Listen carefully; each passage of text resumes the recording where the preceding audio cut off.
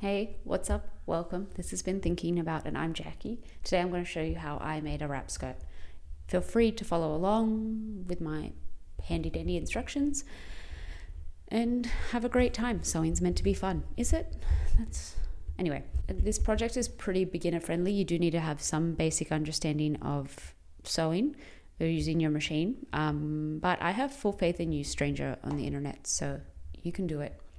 So we're going to start off with what you need. First of all, you need a skirt that you like the fit of on your hips and your waist. It doesn't matter if the skirt is too long or too short.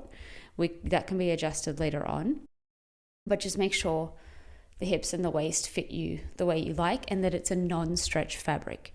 If you use a stretch fabric, it's going to throw off the cloning process because stretch fabric adjusts to your body, whereas non-stretch fabric, I guess you adjust to it. Oh, that's really dark. But you're going to need a skirt. You're going to need non-stretch fabric. I used a linen fabric, which is why throughout this entire thing, despite the numerous times in which I ironed this fabric, it looks crinkled. But I used linen. You could also use cotton linen blend. You could even use a denim if your machine is thick enough to deal with denim and you have a denim needle. I'm not going to get into that right now. You need thread, you need chalk, fabric chalk or fabric pen, you need pins, I guess.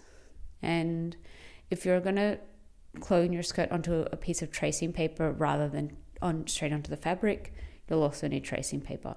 In regards to how much fabric you'll need, that really depends on your body size, so I can't give you a blanket one here. The way I would see if you have enough fabric is I would take my skirt, I would make sure it lays completely flat on that fabric 3 times. And then I would make sure in addition to those 3 times, there is also enough around to give it a bit of seam allowance and also to make sure there's enough fabric for the band or the tie. So my tie, for example, was 5 centimeters. So I then needed it to double plus seam allowance. So that ended up being about between 12 and 15 centimeters. So I need an additional 12 to 15 centimeters of fabric that I'll tell you how to make sure it's long enough a little bit later on when I show you that clip. But that's how I worked out how much fabric I needed. Once again, it's unique to your body.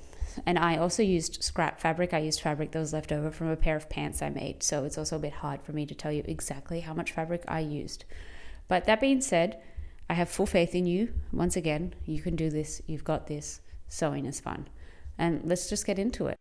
The first step we're going to do is we're going to lay our skirt flat on our fabric and we're going to follow around the edges, allowing for a 2.5 centimeter seam allowance and we're going to draw that on with a piece of chalk. Move the fabric up 1. We're going to fold 1/4 of the side over and then we're going to trace around that piece, again leaving room for 2.5 centimeters of seam allowance. The next one is our third panel. This panel needs to mirror the first panel, so you need to flip the skirt for this. And then once again, with 1/4 of the skirt folded, you trace around, giving some seam allowance.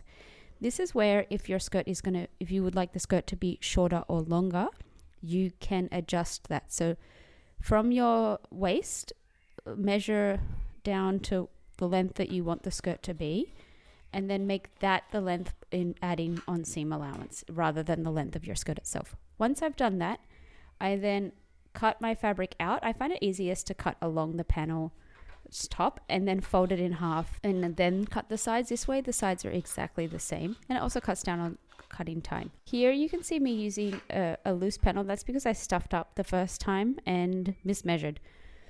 So I was reusing some fabric, and this is my second panel. So I just used my back panel, folded in half so that I could make sure I could get that angle exactly the same on this one as well, and make sure the length of everything is the same. And then I just cut along the tops and the sides. It was the correct width, so that bit didn't need to change.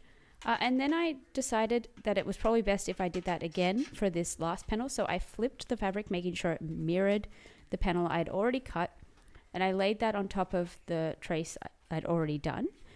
And I pinned all the sides, the top and the base, and then cut along the edges. Now, you're probably wondering, why did you do this and not just do this in the first place? Why did you measure everything individually? Well, that's a great question. This way, just make sure everything is symmetrical. I could have done this with tracing paper and then cut it, but here we are. You live and you learn. That's what I did. For this project, I decided to do French seams. A French seam is a really handy way to make sure everything is closed off really neatly when you don't have an overlocker or what do Americans call it? Serges. And so I decided to do it in the project. The way this works is you lay the fabric. Actually, I'm just going to show you. I don't know why I thought I could step in here and do this, off the top of the old noggin. So let's just go back to voiceover Jackie. Thanks for that horrible explanation, in-person Jackie. I'm happy to take over and fix this. Why am I talking in third person? Who knows? So what you need to do for French seams is you need to lay the fabric so that actually the good sides are facing out and the wrong sides are facing. And then you pin along the edges. You try and keep as close to the edge as possible without hitting the edge itself. And you sew along, you use a straight stitch to sew along that seam that you created, the pins where you pinned it. That was a very strange way to say that. But you just sew a straight stitch along there and back stitch and cut, and then you do that on both sides. For me, the tension of my machine is 6 and the length of my stitch is 4. For those following along, that is the same as last week.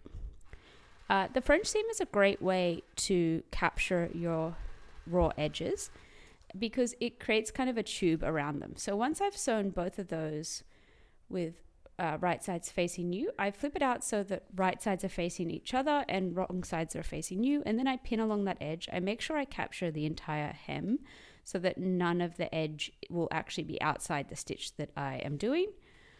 And then I pin along there and I do a straight stitch again.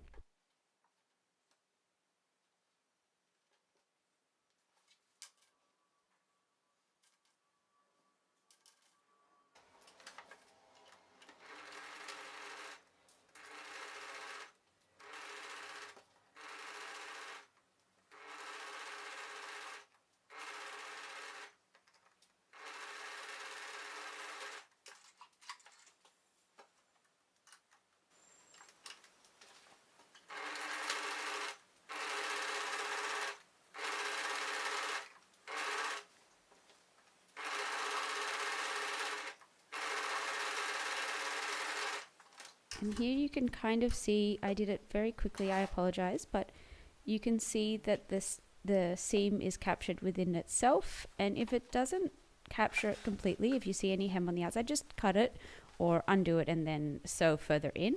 Here's a great chance to check that the skirt is the right width. So with this horrible frame, you can see that I'm just checking that the length looks okay, the sides look okay, everything's covered. Okay, I'm just popping in here, making sure you're doing okay, making sure once again that you're having fun. Sewing is fun. This is something that you do not regret trying to do. Sewing is also not that serious. If it doesn't work out, it's okay. You live and you learn and you move on. This fabric can be kept for rags if you want to revarnish some furniture, or it can be adjusted to be made into literally anything else. So not literally anything else, that's a gross exaggeration, but you'll use it for something, so don't worry about it. But if you're finding that in this moment you've put on the skirt and you're thinking this is too big or too small, they're really easy adjustments. So let's just get into those quickly. If you're finding the fabric too big, that's the easiest one. We simply just as you wrap the skirt, take some pins and pin where you would like, how much smaller you would like the skirt to be on the sides. So it's a bit hard to show you because I'm not wearing the skirt, but you just pin it on both sides and then you'll take off the skirt. You'll use some fabric chalk to mark exactly where those points are. And then you unpick the fabric and you sew along that line and it should be adjusted.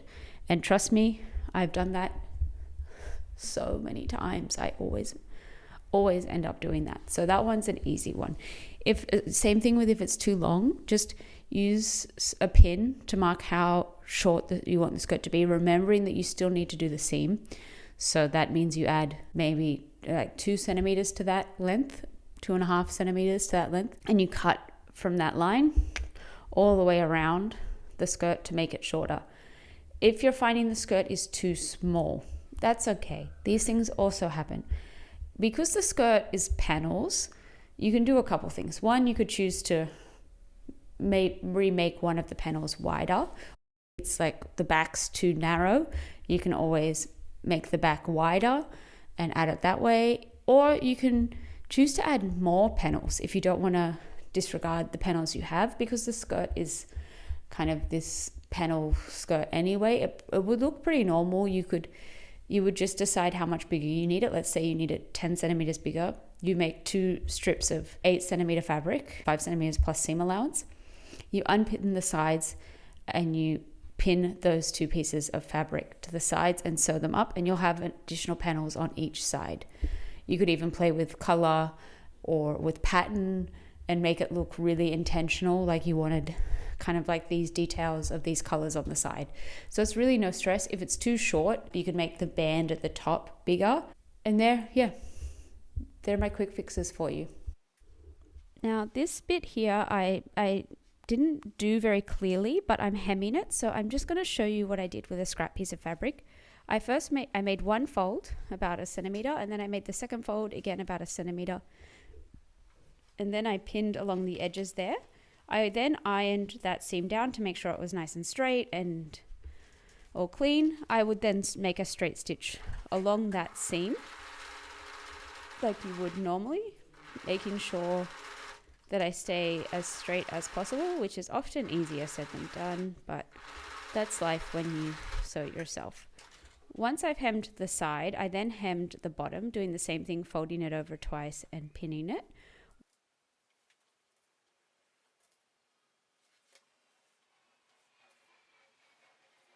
Once I pinned along the entire edge, I folded the skirt in half just to make sure that everything was nice and straight and I didn't get wonky at any point. And one thing I did forget to show you, so I again am using my scrap fabric here, is how to fold the corner. So you can see if you just fold over both corners, you'll kind of get a bit of overhang of fabric. So the best way to do it is actually to fold this on a 45-degree angle and then do your double fold and then stitch along there so that you don't have any of that overhang of raw fabric and the corner is kind of captured nicely in there. And then you just, as I did before, sew along there.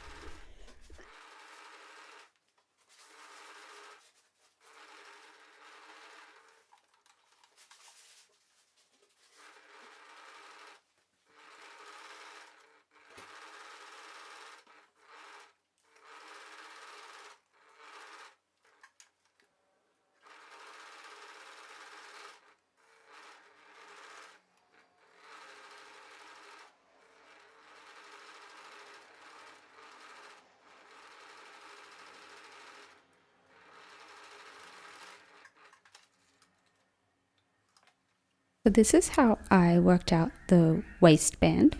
So the first thing I did was I measured my waist and I added 10 centimeters to that number.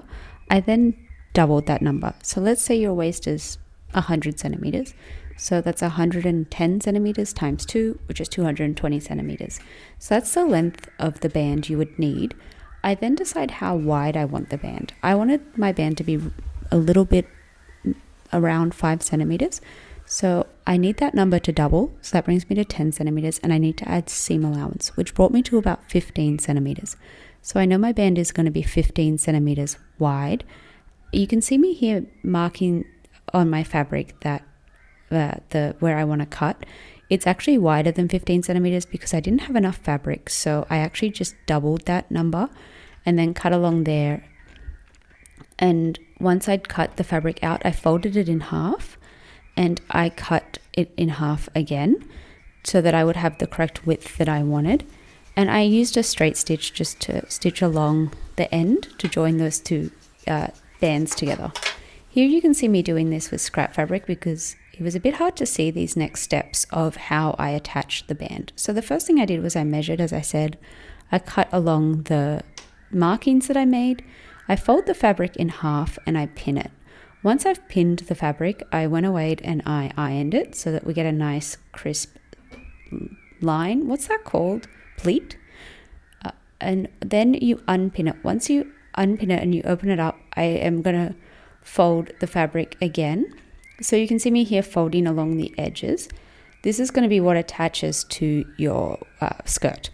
So I'll fold it, and then I fold the other side to match, and I pin them together, creating kind of a band. I'll then sew along that line as well. And iron along that line as well. Once that's done, you can unpin everything. And you can see here that I have my fabric neatly folded. I'll then fold my skirt in half, and I pin that halfway point, and I'll fold the band in half as well and mark that point. That's just so I can align everything very neatly. So once I've done that, I'll take my fabric good sides facing, and I'll start in the middle, and I'll pin along the edges, making sure to keep within that crease I've created. I create a straight stitch along there, sewing only the skirt, and then I'll fold this band over. Because I've ironed it, it's very easy to fold it naturally. So you can see here the band is being created, and then I'll pin along those edges. Make sure you capture the back as well as the front. The first time I did it, I didn't do that. It sounds easy, but sometimes it's a little bit tricky. So just make sure you take your time to do that. You'll then sew along that seam. I find it easiest to sew the skirt itself first, and then once I've sewed the skirt, I fold the edges, and I'll sew a straight stitch along those edges. And that's that. That's how I did it. That's it. That's the project. We've done it. We did it. We made it through the wilderness. Now we know it's true. I'd be lost with... Okay, stop. So we did it. Okay, we made the skirt. I'm pretty happy with how it turned out. You can see the lovely reveals here. I'm really awkward when it comes to posing in photos, so I really apologize for that. And once again, the reason it is crinkled is because it is linen. I'm pretending it is intentional. I understand that it may look shabby. It is not, okay? That's on you, that's not on me. But that's the skirt. I hope you had fun, and I'll be back next week with some kind of video. Yeah, that's that.